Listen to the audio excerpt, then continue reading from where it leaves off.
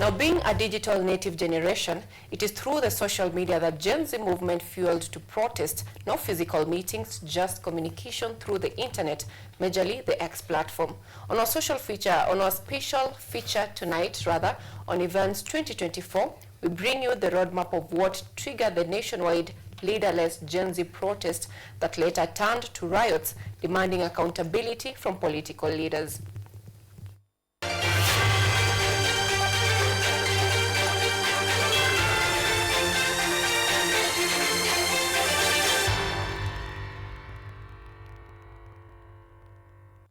"2024 saw the rise of Gen Zs in Kenya, a group that sent shockwaves not just in the country but also worldwide in the quest to reshaping the nation's social, cultural, and economic landscape.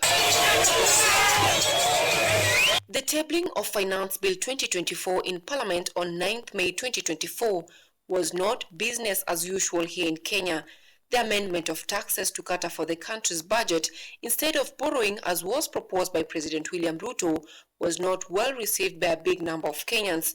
We meet Joy Awich, a Gen Z lawyer who was actively part of the Gen Z revolution. Joy narrates to us what fueled their move to take the bold step of demanding for accountability from leaders.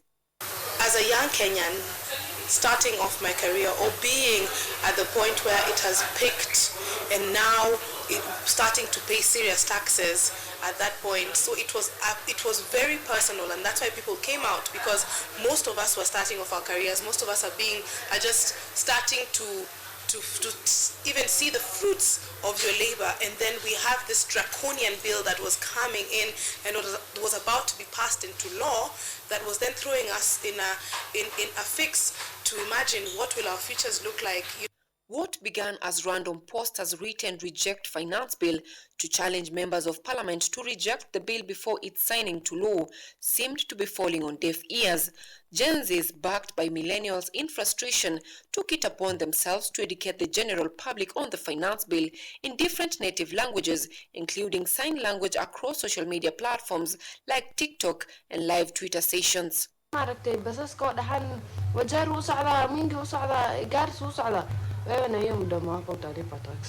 دي taxka waqtiga la bixinay taariikh 20 ee kula dhaafto 50% extra ku dari 50% maxaa ma kasi boqolkiiba content extra ku dari pesa madano solo magmon magmama chama mamboka ka solo mudio save serikali dano donje pesa ne akanye modu ke tax kuome ko ready ichulo tax kinyo mo mate ichulo tax kinyo mkate kinyo chumbi kinyo sukari kinyo ngo everything bidamora mora opanda. These engagements fueled the rise of decentralized activists through social media, including Samuel Makore and Fasafi Hanifa, who mobilized a large section of Gen Zs for a nationwide peaceful protest dubbed Reject Finance Bill. It was during this time that sensitive videos and phone numbers of members of parliament leaked, with hashtags like Salimia Yeye gaining popularity. This factor of looking at holding our leaders accountable for the violations of our rights, holding our leaders accountable for the misappropriation of our funds, for failure in their leadership in various ways, that united us, and the matter that always divided us, which was tribalism, went out of the way. The peaceful protest that began on 18th June 2024 in Nairobi escalated to nationwide protests after members of parliament passed the finance bill. By this time, Gen Zs had launched weekly protests dubbed Mandamano Tuesday to push for the withdrawal of the finance bill in its entirety. I, of course, came out on June 18th and was arrested on that very first day and went to Central Police Station.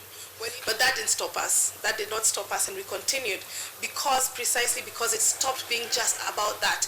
It started being about oppression. It started being about the violation of our human rights. That in itself showed to me that we were at a very dangerous place as a country. A place that we had possibly been in before, but a place that I'd only heard of but had never experienced, and that I never wanted this country to be. The protest then moved to hashtag Occupy Parliament, and on the 25th of June, the country was thrown into the mother of all demonstrations, courtesy of the Gen Zs, who later that day broke into Parliament, burned section of the Parliament building, forcing legislators to flee the premises for their safety. Mr. Speaker, sir, I'm here to address you. You must go. Members of parliament fled to parliament's parking lot and Bunge Towers. The riots led to at least 20 deaths, and a number of dead bodies were even paraded in front of the parliament gate. The aftermath was a series of abductions and killings in quest to identify leaders of the protests, which had already escalated to riots with lots of looting. Subsequently, President William Ruto conceded and withdrew the bill on June 28th and signed into law the Appropriations Bill 2024. And listening keenly to the people of Kenya, who have said loudly that they want nothing to do with this Finance Bill 2024, I concede, and therefore I will not sign the 2024 Finance Bill, and it shall subsequently be withdrawn. This was already too late for him, as the Gen Zs were now demanding his resignation, with hashtag Ruto must go gaining popularity in social media platforms. The movement demanded for resignation of President Ruto and dissolution of his entire cabinet following the deteriorating state of economy.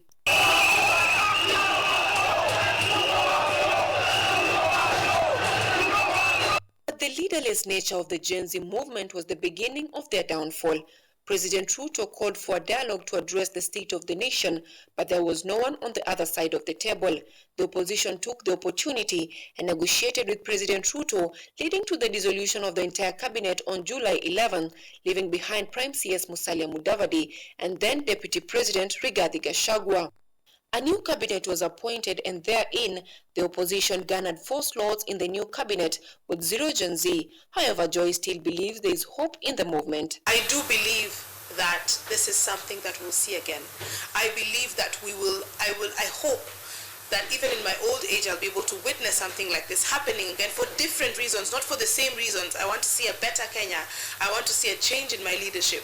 I want to see more leaders that have better integrity. But certainly, a spirit of revolution, the revolutionary spirit was cultivated in the young people, and we are the future. Government chance has since been on a falling trajectory following the newly introduced anti-protest measures like the ban of protest and the increased abductions that has caused fear among upcoming activists. Some activists were also seen sidelined by Gen Z for what they call betrayal after they got involved with the government. The sensitization on the current governance is, however, still on, with scrutiny like the Vampire Diaries done by Morara Kebaso being done on each government move, project and promise.